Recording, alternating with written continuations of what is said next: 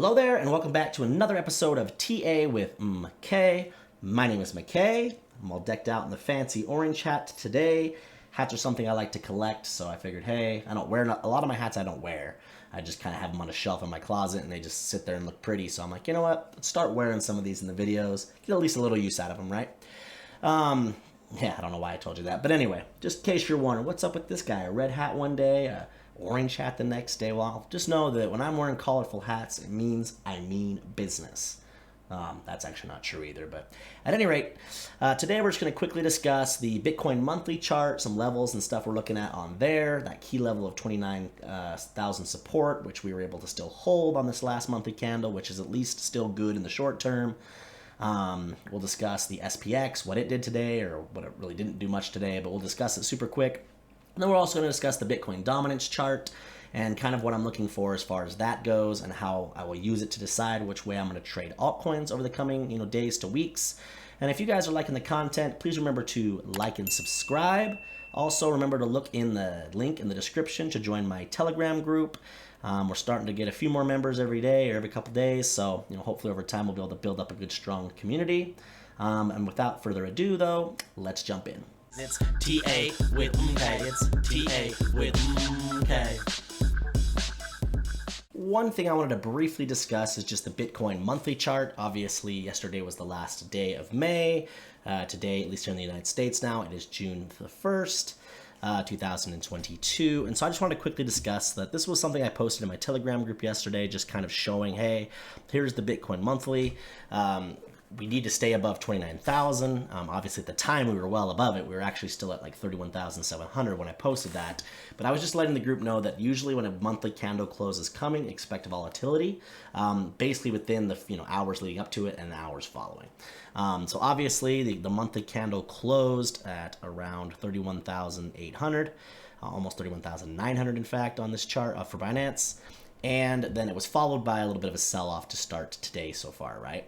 But so far, we're still holding 29,000. To me, 29,000, as I've mentioned too on a weekly time frame, matters a lot to me. Any closure below 29,000 on a weekly, to me, is significant. In fact, if we go over to the weekly, I still don't think we've had a closure below 29,000 on the weekly. Yep, see, so even this candle body from last week closed at like 29,300. So far, that's been holding up. And you can see that on a monthly scale, that's an important thing as well. Because back here, you had, when Bitcoin was first pushing up to this level of around 29,000, it broke above that. The next monthly candle opened at that and flipped that into support, and then we pushed upward, right? Then back here, when it wicked down in the summer of last year, it wicked down a couple different times, but was able to find support at around 29,000, right? And then this last candle wicked below it. However, so far, it actually, pulled back up and was able to close above it. So now, the waiting game begins again. If we're going to eventually see some more downside or some more significant downside, or even see some of the targets that I've discussed in my two-part Bitcoin plan, the videos that I put out a few days back. For us to see those, the first step would be to close a weekly candle below 29,000, and then once we see a monthly candle close below that level, at that point, I think we're definitely short-term doomed to head back down and test possibly 20,000 or lower. But because we don't know that's for sure going to happen, because it may not, we may have actually seen the lows for all we know. All depends on what stocks do over the next few weeks to months. Obviously, Bitcoin will follow that to a degree, if not to a high degree. But anyway, I also just want to quickly discuss that depending on how you draw it, we're basically kind of in a bit of a falling wedge. A lot of times I like to use the bodies or I like to use the candle wicks, whichever lines up better. Well, because this bottom trend line, you can see here, has 1, 2, and then when we wicked down below that, that created the third touch point. And for, as I've mentioned previously on the channel, in order for a trend line to be valid, it needs to have 2 or more touches, 3 plus preferably, right? Well, 3 to me on something like a monthly chart, it makes for a pretty valid trend line.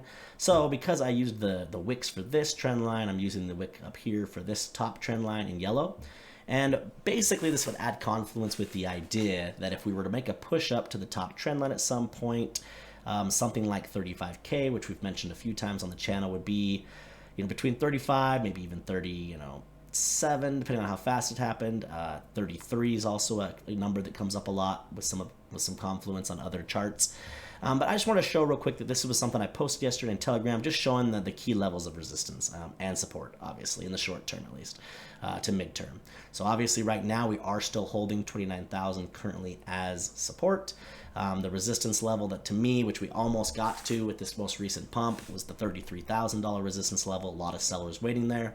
Doesn't mean we're doomed and we won't make another attempt at that. As long as we can keep closing above 29,000.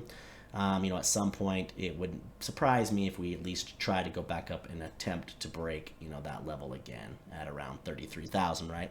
We made up to like 32,500 almost or something in that range, which was also a number we spoke about. And then you have resistance at 35, and so on and so forth. So just wanted to quickly bring this chart up just to kind of show you guys what I'm seeing on a more zoomed out perspective. Now with the SPX, this is the 4-hour chart. Not a whole lot to update on this chart. We've been following this for the past several videos, mentioning that this level where I've marked with these yellow up arrows was previously support, support, support, support, support. If you zoom in, it lost the support, retested it bearishly. That's this red zone. And today it's just kind of still hanging out below it. I mentioned it may take a couple tries, may even pull back and need to confirm lower support first before pushing up and attempting to break that again.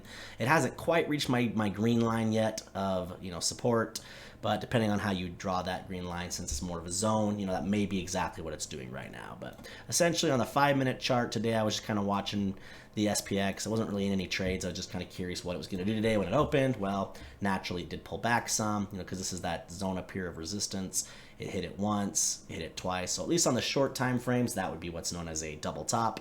So obviously a rejection. Now it's just kind of in a bit of a falling wedge. So we'll be tracking that over the next, day or two as we head into this coming weekend again. I mean, today's only Tuesday. I don't know, today's Wednesday here in the United States, so we're halfway through the week. But I don't know that I expect this to break above this week, but it would be nice if it did, especially if it did it right at the weekend, so we could get some good trading.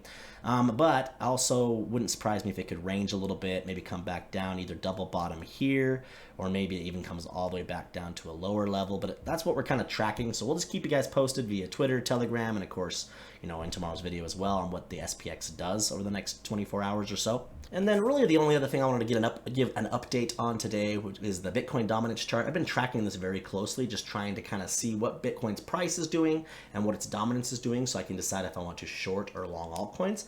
And this is what I'm looking at. So this is a 2-hour chart, just so you can kind of see everything. We previously had this large rising channel we were tracking. It wasn't a super valid pattern. It only had 2 touches on both sides, but at any rate, it was essentially a rising channel. It broke above it here. And then now we're just kind of in this little consolidation, upward rising wedge, you could call it. The bottom trend line being the one that has the more validation. Let's go ahead and really quickly take all this out. I'll show you what I'm talking about. Oops. Okay, so down here you got 1, 2, 3, essentially 4 touches. And then of course the top's not necessarily super valid, but it is coming at resistance where I've listed this as weekly resistance. If you zoom out during this entire bull run, at least for the last year or two, that area has several touches on the weekly chart for Bitcoin.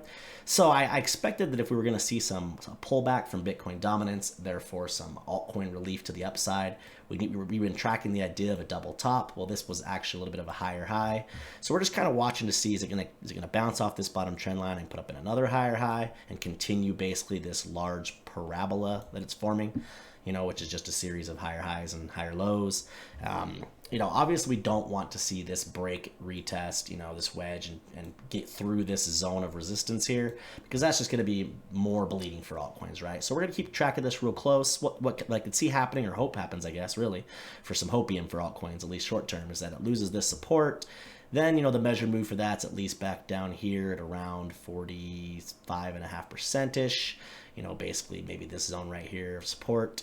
And that'll give us a little miniature alt relief, and then at that point we just track to see if it breaks back into this larger pattern. Then maybe it goes lower. It could make sense for it at some point to at least break down and come back down here and test these 200s. Now this is just on the 2-hour. I'd have to see where they're at on like the 1 hour and 4 hour, but for today's video, I just wanted to kind of give you a quick update. The Bitcoin dominance is something I'm watching very closely, just so we can decide if we want to long or short the market, essentially, as it relates to altcoins. And with that, that should be about all for today. Now, if you guys are liking the content, please remember to like and subscribe, and we'll catch you tomorrow.